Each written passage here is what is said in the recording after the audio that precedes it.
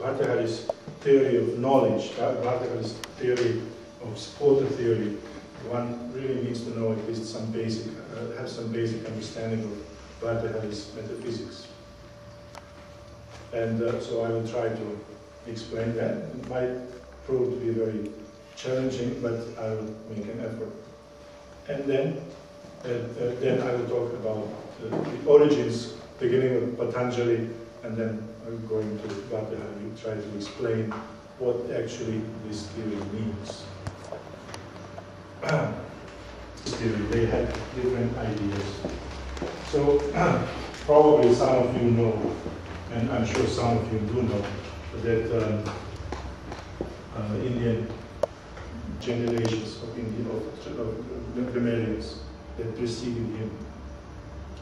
Then we have this incredible work of Panini in the 5th century, an Ashtadhyayi, where he so incredibly beautifully described the nature of Sanskrit language, which can hardly be matched, I believe, even nowadays. And then we have Katyayana, who comes a century or two later, who writes the commentary on the Ashtadhyayi Paninian work. And then we have Patanjali and his Mahabhashya, his great commentary. So Panini is, in Patanjali's Mahabhashya, we have the seeds of the philosophy of language. All of this, beginning with Panini and Katyayana, they deal exclusively with grammatical issues. They don't talk. They don't deal with very little, if at all, philosophy. But Patanjali begins to, in 2nd century BC, he begins to raise questions. Now, the most important question in Indian philosophy of language is, what is that which conveys the meaning? What is the basic linguistic unit which conveys the meaning? Is that phoneme? Is that word? Or is it sentence? So it begins. So Patanjali, in his first chapter, already attempts to define what is word. What is word? He asks the question, what is word? And he gives an answer. I will talk a little bit about it a little bit later. Then we have Bhartṛhari, who comes probably, I was just talking to Professor Ježić about the dating.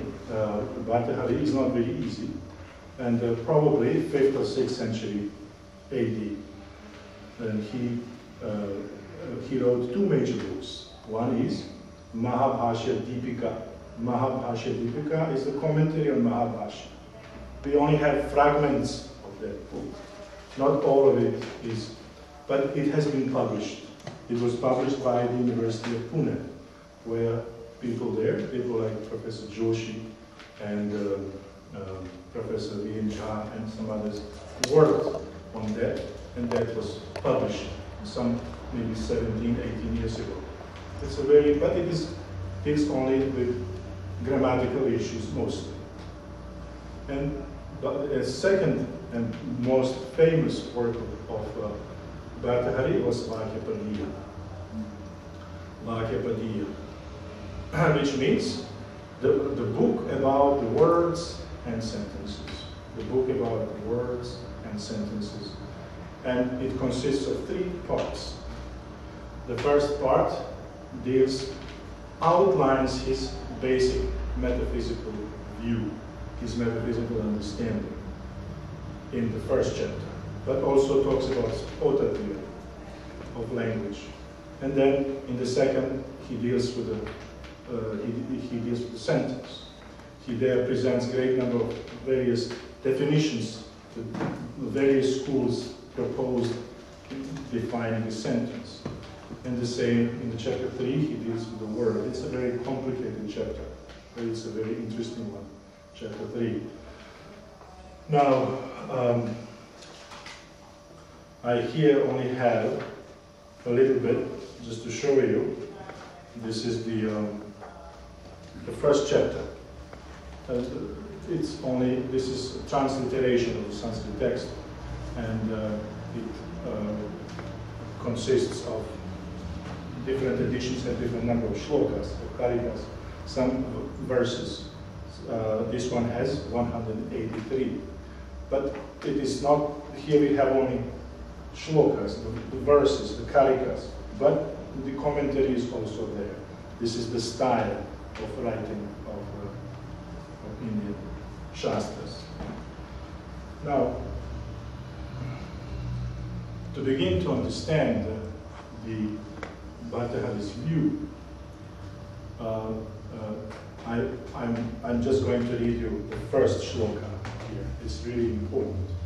I'm going to read the track, and then I will explain further, but just quickly read it. He said, Anadi Nidhana Brahma, Shabda Tattvam Yadaksharam, Vivartate Artha Bhavena, Prakriya Jagato Yataha. This means that the Brahman is here, the supreme reality. And that supreme reality is Anadi and Anidhana. It is without beginning and without end. And that Brahman is Shabda Tattva. Shabda means word. Shabda means word. So it's the word principle, word principle. And it is also Aksharam. The Brahman is also Aksharam. Aksharam means that which is not destructible. It is indestructible. But another meaning of Aksharam is phoneme. Therefore, this Brahman is also phoneme. That Brahman vivartate. That Brahman transform itself. Transform itself. How does he transform itself? Artha bhavena. Artha bhavena, in the form of arthas, in the form of worldly existence, of worldly objects, of the phenomenal existence. Prakriya jagato yataha. Yataha, from where, from which prakriya, the process of the creation of the world proceeds. Now, this text is a Shastric text. It's a Shastric text. Means that it applies certain methodology in its outlining its views. So the author outlines his views using certain method. And that method is usually following the pramanas. Pramana means the means of valid knowledge. The means of valid knowledge. There are a few pramanas, but three are main ones. The direct perception, the inference, direct perception, inference, and apta vachana, or agama, tradition, means scriptures. So direct perception, inference, and scriptures. So in order to prove his point, author is usually going to follow this rule. He's going to try to prove his point by using these three commands. So first it is an agama here, the tradition, the scriptures, is for Bhartṛhari Vedas. This is authority that has come, agama, the authority that has come from the past. So in order to do that, he first would quote verses from Vedas where the word is identified with the supreme reality, with the deity. The deity is in the form of the word. This is not very easy to understand, but he explains how is that so. Why is that supreme reality that he calls Brahman, Shabda Tattva, the word principle? Now, why he does that?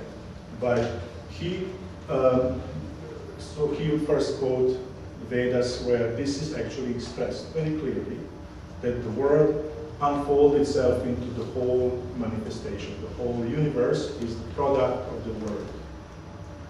It's stated on many occasions. And so Bhartṛhari quotes that, and then he argues, and he quotes other schools, and he gives his view, he goes in this way, explaining his viewpoint. So he would also like make in order to prove this through inference, he would also apply one of the old methods that all Indian schools use, and that is how to know the cause. How do we know about the cause? And it is to perceive the effects of the cause and find anything that persists throughout all of these effects. What persists through all the effects, that means that the cause must consist of that. For example, if we have gold earrings